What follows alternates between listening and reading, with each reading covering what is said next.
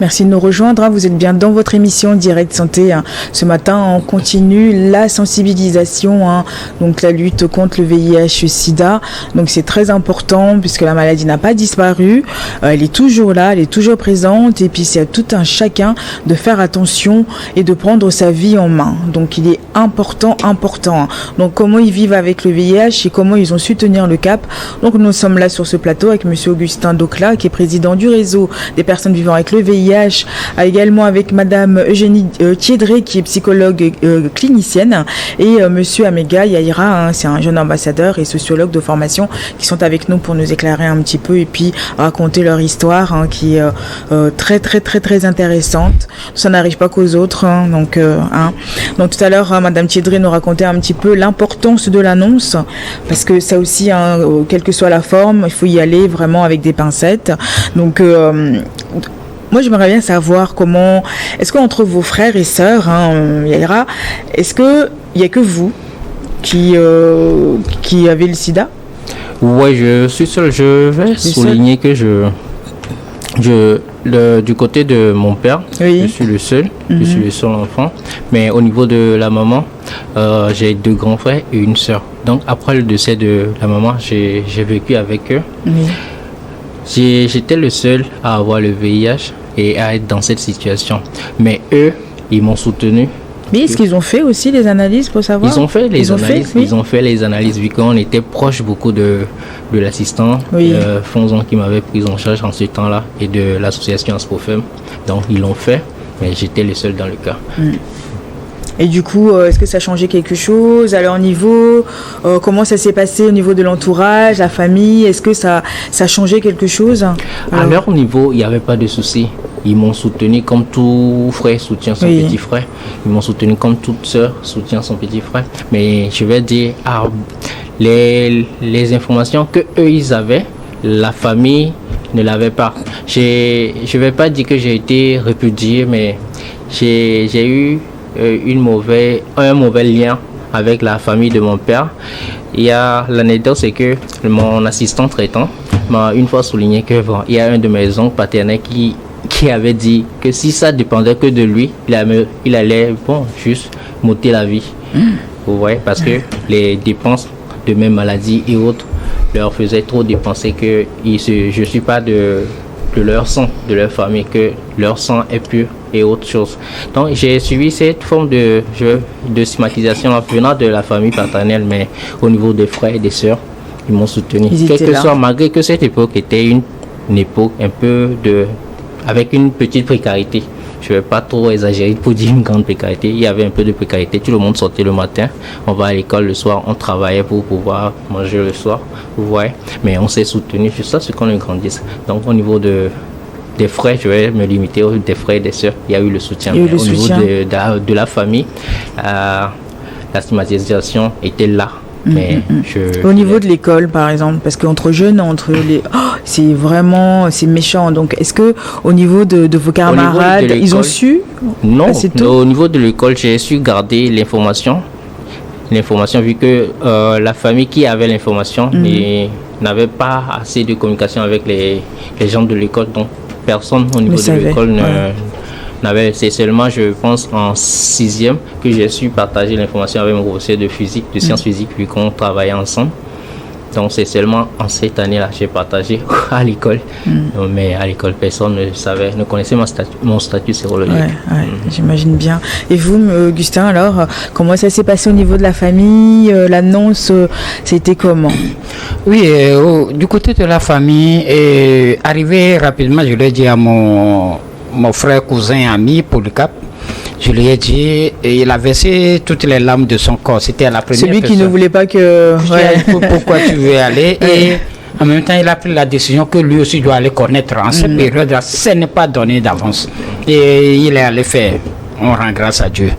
Alors, pour la famille, je l'ai préparé quasiment 1 an, 6 à 1 mois pour pouvoir leur annoncer mon statut sérologique. Et c'était assez dur pour la famille et j'étais plutôt la personne qui les a supportés parce que je suis l'aîné d'une famille de 4 enfants et papa, entre-temps, papa décédait et il restait maman, moi l'aîné, plus 2 filles et notre Benjamin qui est un garçon. Et je leur ai annoncé, maman a beaucoup pleuré. Les autres, peut-être, ils ne comprenaient pas très bien. Les deux petites soeurs, le petit frère ne comprenaient pas très bien. Et là où ça a gêné maman, c'est lorsque j'ai décidé de faire des témoignages publics. En cette période-là, ce n'était pas du tout facile. Et maman me dit, mais comment tu vas faire? Il n'y a pas de médicaments, tout ça là. Il y en a beaucoup. J'ai dit, oui, je vais vivre. Je ne mourrai pas de ça, je mourrai avec. Et lorsque j'ai pris la décision et je n'ai pas vécu de problème de stigmatisation ni de discrimination au sein de la famille, parce que je viens d'une grande famille, de plus de 200 à 300 âmes, dans le cœur de Béamouti, là-bas, plus de 200 à 300 âmes. Et c'est la grande famille jusqu'à Kéré. Et lorsque j'ai décidé, la veille, je suis allé annoncer, c'est autour du 1er décembre, et vers fin novembre, que je disais à maman que les gens malheureusement tombent dans le piège de l'infection VIH-Sida. Je vais le dénoncer, c'est-à-dire je dénoncerai le VIH, quoi. Elle me dit, la soirée, et le lendemain matin vers 3h, 4h, elle est venue me toquer à la porte, me dit, Ninégan, tu m'avais dit quelque chose hier. La maladie dont souffre tout le monde, c'est toi seul qui vas aller montrer ton visage que tu as ça. Je lui ai dit oui. Et elle a regardé le ciel, elle a regardé la terre. Elle m'a dit en effet, on t'en court au moi. Ça voudrait dire quoi? Elle aurait souhaité que je n'aille pas en parler publiquement sur les médias, dans les marchés, dans les ateliers, dans les églises. Elle aurait aimé que je n'aille pas. Mais en même temps, elle me supportait bec et ongle, tout le monde. Stigmatisation, ça peut exister, mais je ne regardais pas. Moi, ma lutte, c'est contre ce foutu virus. Et c'est d'abord pour mieux vivre et vivre dignement et mourir dignement avec, parce qu'il n'y avait pas le traitement aussi. Et le traitement, on peut en parler après. Merci.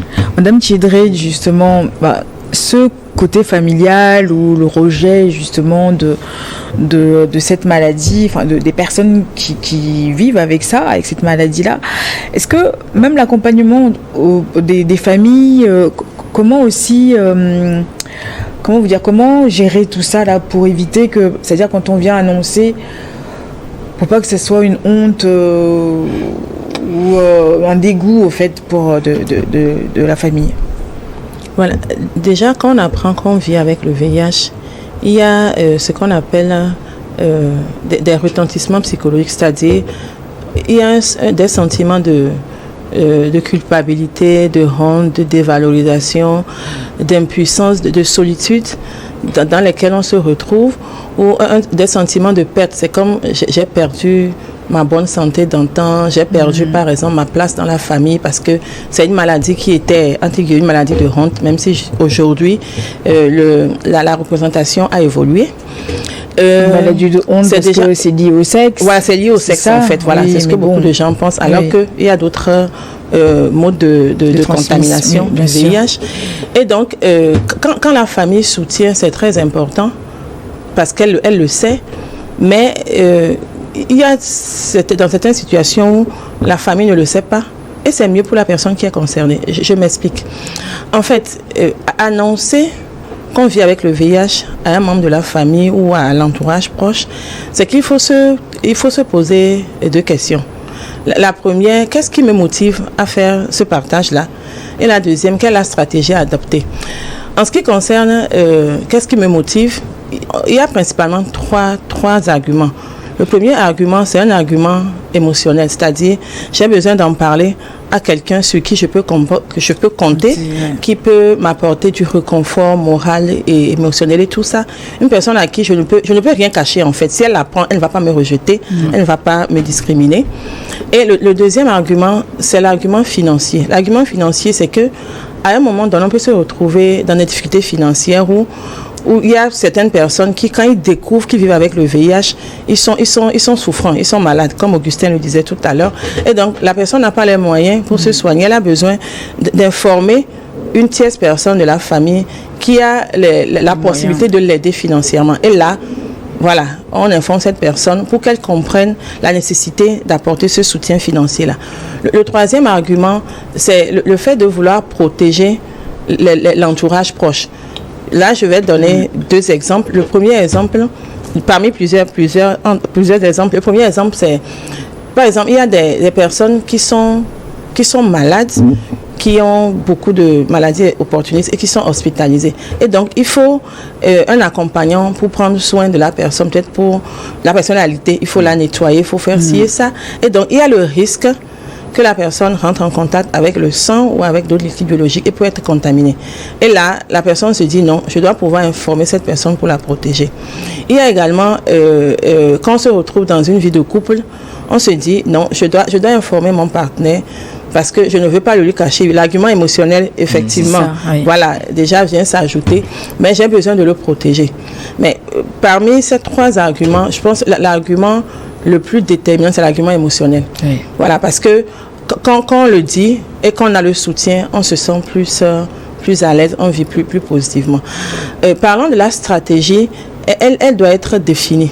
C'est-à-dire, il faut savoir vraiment qu'est-ce qu'on dit, à quel moment, ouais. Voilà. Là, on sait déjà à qui on le dit, à qui on le dit, à quel moment on le dit et comment on le fait, en fait. Et c'est très important de le définir avec la personne qui est sous traitement, qui est séropositif. Parce qu'un prestataire ne peut pas se lever, ou un monde d'affaires ne peut pas se lever pour aller annoncer le statut à la place de la personne. Voilà. C'est vraiment délicat. Hein. C'est vraiment délicat. Très délicat. Voilà. Augustin, donc du coup, à l'époque, est-ce que vous étiez marié et est-ce que vous étiez déjà marié à l'époque? Non, je n'étais pas marié, je n'avais même pas de copine. C'est après. Oui. Je me suis marié hier. Il y a 10 ans. Oui, 10 ans. 9 à 10 ans l'année prochaine. Ouais. Et j'ai une femme formidable. Coucou à toi. Et j'ai 2 enfants extraordinaires qui me pompent énormément, qui me font du bien aussi. Et Monique et Enoch. Coucou à vous. Et il faut vivre positivement avec. Ouais. Donc son soutien est très important. Oui, fondamental, le soutien de l'entourage. D'abord, la première personne à t'apporter le soutien, c'est toi-même. C'est ça. Lorsque tu perds ça, tu perds tout. Si la première personne à t'apporter le soutien, c'est toi-même. Et aussi, c'est Dieu d'abord. D'abord, c'est Dieu et puis le reste, parce que j'avais eu l'occasion d'être mis sous traitement en dehors du Togo également. Je me suis dit, mais bon, il faut que j'apporte tout ça là au pays, parce qu'il n'y avait pas aussi le traitement. Justement, les choses ont énormément évolué par rapport à avant, la prise des médicaments. J'ai démarré avec 16 comprimés. 16 comprimés. Chaque jour. Aujourd'hui, j'ai un comprimé. Ce n'était pas donné d'avance, mais bon. 16 comprimés par jour.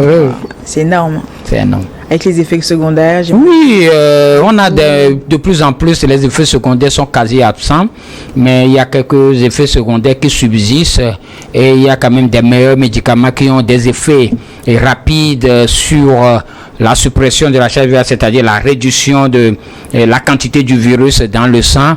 Et je pense que c'est tout bénéfique pour nous d'abord. Et il y a aussi des meilleurs traitements qui vont arriver, l'injectable. Ce n'est pas encore arrivé au Togo, mais Inch'Allah, on croise les doigts. Ça va venir pour améliorer notre vie. Il y a eu d'autres expériences ailleurs, mais bon, on n'a pas aussi assez de moyens pour pouvoir ouvrir ces fenêtres thérapeutiques. Mais bon, chemin faisant, on le prend très bien. C'est très important, c'est un comprimé par jour. C'est fondamental de bien les prendre et puis de continuer. De ne pas... C'est pas que toi tu vis avec le verre, de regarder à gauche, à droite. Si quelqu'un me regarde, si je suis vivant avec le verre. Non, basta.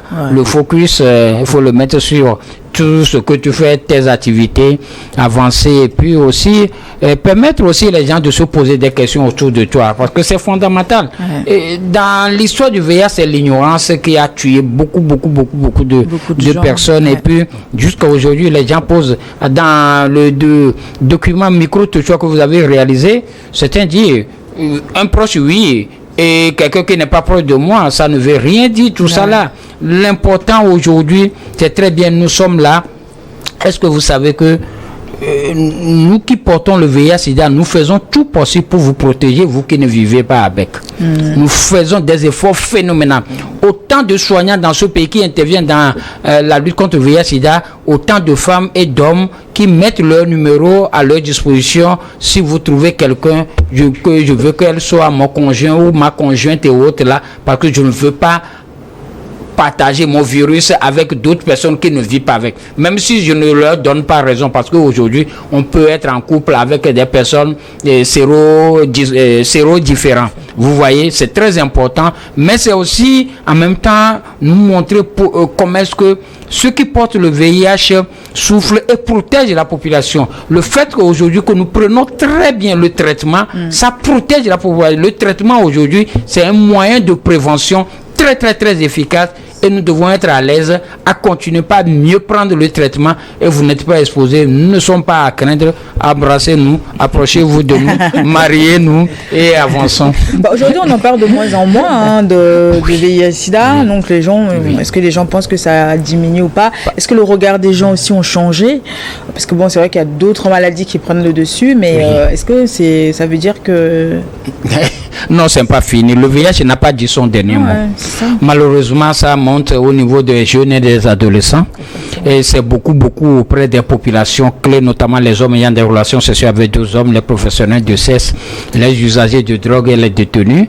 Il y a également à côté de ces 4 populations cibles où la prévalence est très élevée. La prévalence nationale, c'est 1,6, mais la prévalence au sein de ces populations, c'est entre 3 à 8. C'est très élevé, mais en même temps auprès des groupes vulnérables, notamment les femmes, les jeunes filles adolescentes, les adolescents, et les hommes en uniforme, hommes et femmes en uniforme, c'est-à-dire les FDS, les forces de défense et de sécurité. Et les clients des professionnels de sexe, parce que nous sommes tous des clients des professionnels de sexe également, et aussi les migrants et les mobiles, et les personnes mobiles également qui sont exposées, et je pense que nous devons travailler là-dessus. Un petit message. Je voulais ajouter quelque chose. Le VIH s'invite aussi de plus en plus dans les couples. Dans les couples même dits stables, parce que l'information ne passe plus. Les gens ont plus tendance à banaliser le VIH. Maintenant, ceux qui sont peut-être plus proches, peut-être qui vivent avec des personnes séropositives ou qui s'informent, quand même ont l'information et prennent des précautions. Voilà.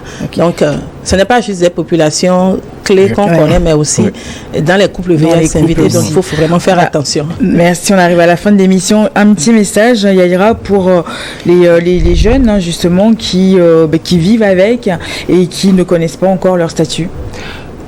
Qui connaissent pas encore leur statut, mais qui vivent avec, c'est premièrement d'aller vers les centres de soins pour le dépistage. C'est important de se faire dépister parce qu'on ne peut pas soigner ce qu'on ne connaît pas. Il est important de se faire dépister. Maintenant, mon message, premièrement, vers nous, jeunes, adolescents et enfants qui vivons déjà avec l'infection, qui connaissons nos statuts sérologiques. Dans un premier temps, je voudrais vous rendre hommage. C'est pas facile de prendre un traitement chaque jour, en fait. C'est beaucoup difficile, surtout la fatigue thérapeutique, c'est constaté chez beaucoup de jeunes. Courage à vous. La stigmatisation intériorisée, c'est à dépasser. On a des rêves à réaliser. On a beaucoup de choses à faire. C'est important qu'on ait confiance en nous, qu'on améliore notre leadership. Merci. Merci. Un petit message. Oui, Yaya, c'est un ambassadeur qui accompagne ses pères jeunes et adolescents vivant avec le VIH-Sida. Je ne mourrai pas de cela, je mourrai avec. Merci. Merci beaucoup. Merci Augustin, vous êtes président du réseau des personnes vivant avec le VIH-Sida. Et puis Yaira, un jeune ambassadeur et sociologue de formation. Et Madame Thiedré, psychologue clinicienne. Merci beaucoup. Merci à vous d'être venus sur ce plateau ce matin pour nous partager un petit peu votre expérience et vraiment bon vent et courage à nous tous parce que ça n'arrive pas qu'aux autres. Grand merci donc à notre partenaire Voltic, merci à Messi, à Foufou à la régie et puis un grand merci à vous tous qui nous suivez tous les jours dans cette émission Direct Santé. On se retrouve demain. Bye bye.